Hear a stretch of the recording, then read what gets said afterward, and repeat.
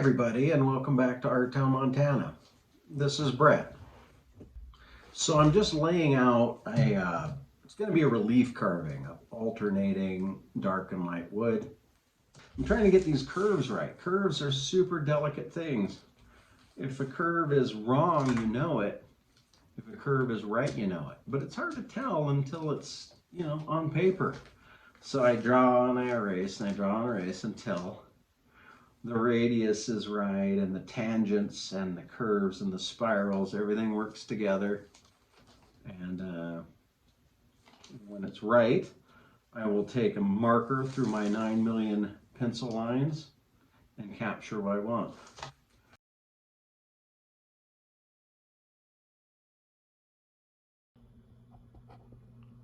Okay, so I've got some stuff going on here. We've got these growing things. This one is part of the model, or the figure, I should say. Well, these curves are super important. All of them. Her pose is a bit funny, right? She's got her hands on her tummy, maybe just above her tummy, right? Maybe she seems she's pregnant, but her arms would be, a little lower, right? Back to this pose here. I don't want arms hanging down with fingers and hands. I think that's too complicated. I want to keep it just smooth and flowing. So maybe she's just wearing this long gown, you know what I mean, that fits all the way up. Anyway, these hands, I wonder if I have her holding on to this growing thing and this other hand reaching back, holding on to this one. I mean, since this is part of her, right? Maybe that makes sense. I still haven't figured out the dress, but I have the arms that just become part of this growing thing. And this arm becomes part of this growing thing. Here's the thing though, is this third bit extraneous? Should it just be these two? Maybe what I do is let's see, cover this up. What do you think? Is that better? Is that worse? So I think I was trying way too hard to force the 3 spirals. I think this is the look that we need. I think this is just right. The curves kind of complement each other. I made her face sort of a profile, but looking away just slightly, very intentionally, to keep the curves simple, to match the rest of the curves, to keep everything consistent. Hardwoods like this walnut are, well, they don't exist in Montana, and they don't exist for a long way. So I paid about $1 billion for the hardwood to do this project. Walnut and poplar and maple. And the company I bought this from, they did a nice job milling this way, the 2 sides, but the edges and the ends are just not at all square. I was kind of surprised by that. So I'm going to have to straighten up every edge so that when I glue it together, everything looks good.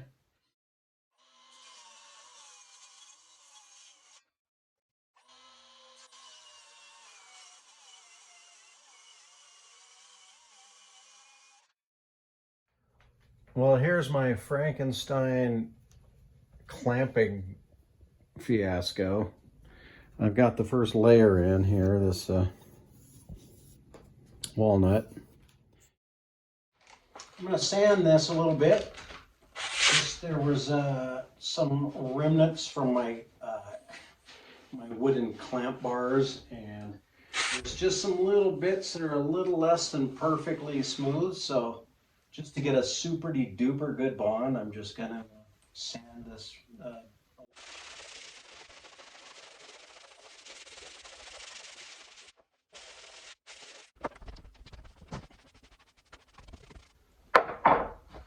Absolutely perfect enough.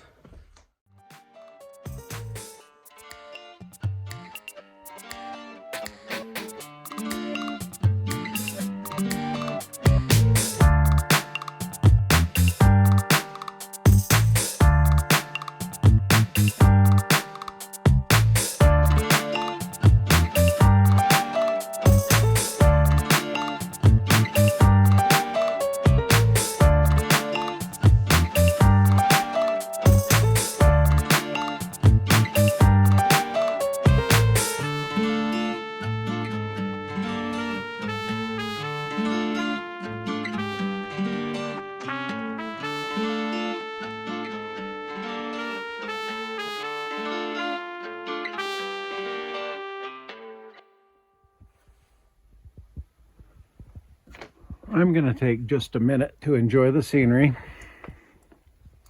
It's beautiful.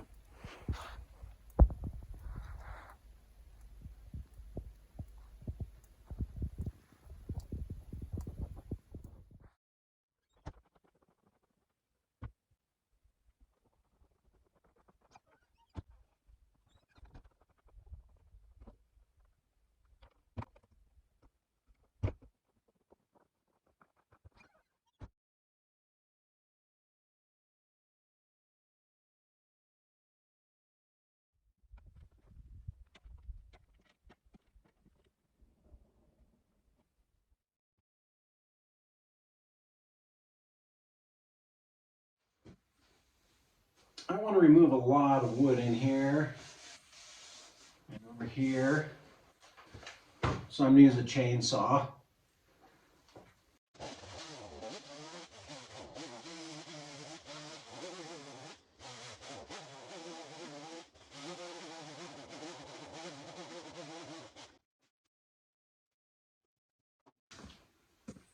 In the shop isn't the best place to use a chainsaw. That's number one, although I do have a window open. Maybe I need another window open. And I think I need to sharpen my saw. This is harder than it should be.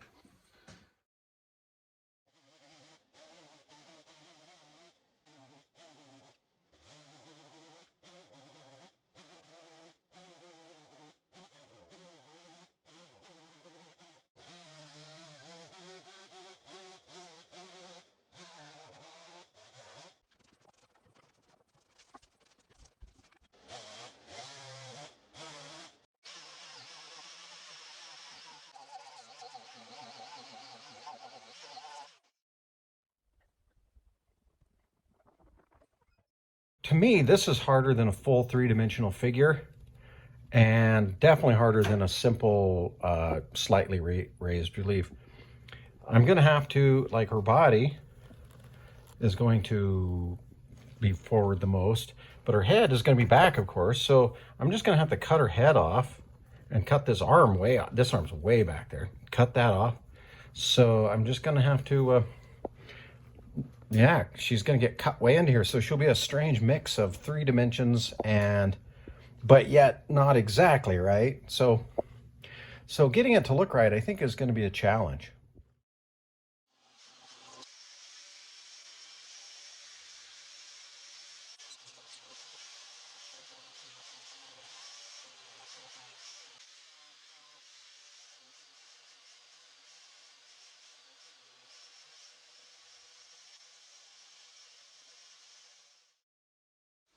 One of the things that I think makes this super interesting is I want certain parts to wind up with certain colors. So as I go down, I need to kind of land in the right spot. And her face, I want it to be in the light so that it shows up against a dark background. And you see, I don't know if can you see this really thick band of white? I put in a thicker piece there so that her face can be right in there.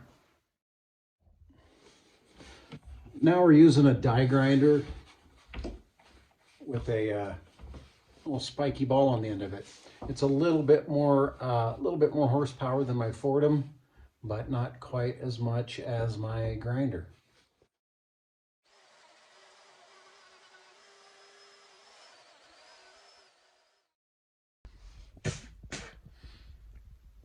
I should wear a mask or something. I'm going to get walnut lung. That wouldn't be cool. I love watching how this changes between every step. You can almost call each step is almost like a different art piece. You know what I mean? I'm glad I'm capturing this. It'll be kind of cool to look back over.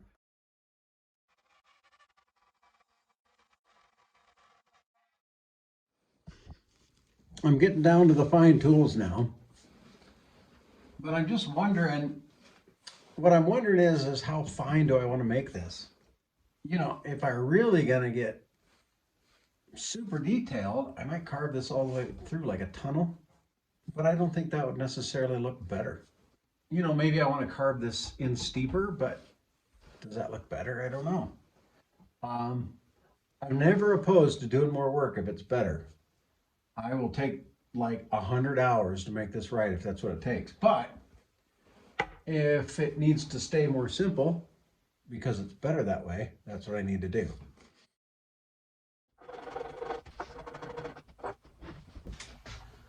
So on this channel, I often go on at length about the salvation of the human soul by doing everything the hard way. And yet, I use power tools all the way through, don't I? What is that? I use, power saws and grinders and rotary tools. If I were to do this with a hammer and chisel, it'd be way harder, wouldn't it? It'd take like 10 times as long. Just not willing to do it. But in my mind, art is the process of coming up with a creative idea and then, that idea coming through your hands, whether they're hanging on the tools of any kind, right? It doesn't matter the tool, maybe. I may be justifying here, but hang with me. But it comes through these tools that are managed by your brain and your hands, and you make this very human piece of art. And this is why I am a super anti-AI dude, especially in the world of art. Because in the world of art, you say, hey, AI, make me a picture of a dog smoking a cigar. And boom, you get a dog smoking a cigar. And it's probably fabulous, right? You couldn't tell if a human did it, didn't do it, except it's probably better than a human would do. Better being more detailed or whatever. But you know what else you could do? You could say, hey, AI, make me a statue of a dog smoking a cigar. And it would. It would do that. It would 3D print you one. But that is why I'm carving in wood. Because if there's a statue of a dog smoking a cigar and it's metal or plastic or whatever, you might be, oh, that might have been 3D printed by a robot. But if you see a piece of wood that's been carved, you'll know a human did it, at least for now. Probably not in the long distance future. A robot will do that. And in my fatalistic way, I'll be like, it's all over. They've taken every human thing away from us. But until then, I'm going to keep on going. This is my John Henry moment. So I hope you enjoy this video and this human process. And maybe in 30 years, like this video will be around in 30 years. But if it were in 30 years, somebody could look back and say, wow, that goofy dude spent 150 hours just to carve that thing. How strange. A robot could have done it a million times quicker. Anyway, just some thoughts. I've had some sips today, so I'm a little philosophical yet not focused. Sorry about that. We're going to finish this off. I'm going to take it out to the shop. I'm going to cut the edges off. I'm going to cut them square so I can put the edges on, and then we'll finish it. I put this frame around the piece now. It is glued and screwed in place. And so now we're going to put in epoxy resin. I'm going to mix up equal parts of hardener and the juice.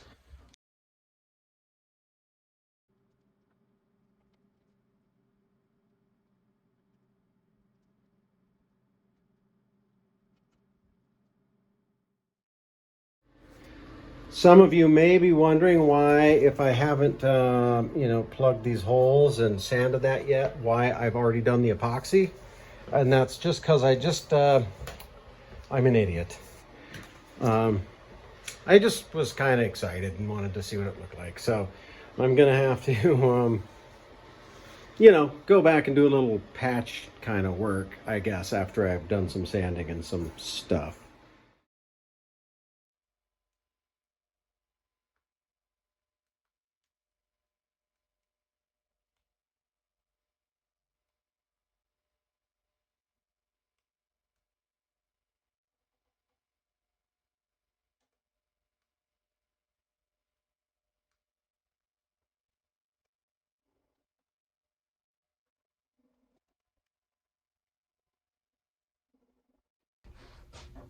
I'm just sanding where I put those maple dowels into the maple wood.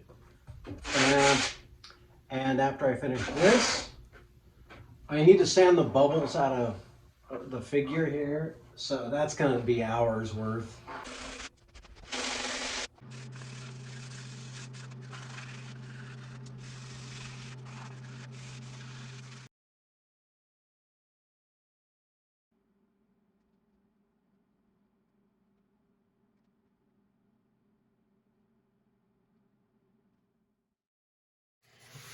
I couldn't leave it super shiny. It just wasn't organic. It wasn't lifelike. So I'm sanding this entire thing with 200 grit sandpaper. There's a bunch of nooks and crannies here. I mean, even the roughness here, just it's hard to get the sandpaper in every place, you know. But I gotta get every little bit. And then gonna do the steel wool. First, I'm gonna do grade 3, and then 2, and 1, and 0, double lot, triple lot, quadruple lot. It's just gonna take a long time.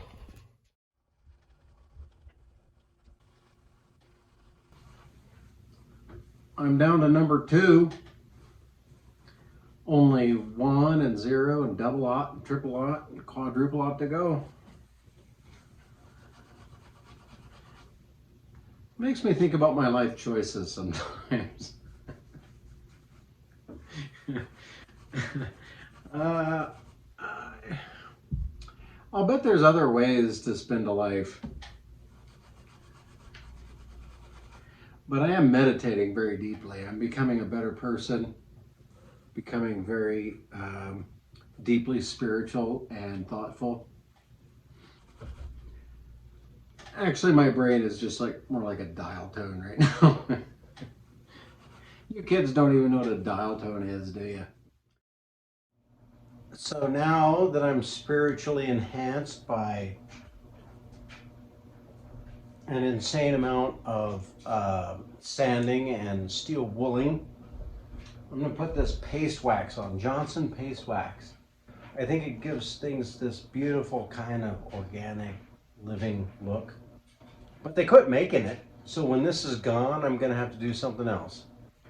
And if you're, watching this, you may have some sitting around, but if you don't, you're screwed, aren't you? It's a thing of the past. But I just love the look of it. It's not that stupid shiny of plastic, like it was before. It's just real lively, just organic look. It's fabulous. I wish this was in smell-o-vision. It's so great. I can't believe they quit making it. Once I get it worked into everything, I'm going to... I can't get my face in there, it doesn't matter. I'm going to get a very super clean cloth and buff this, and it's gonna be great.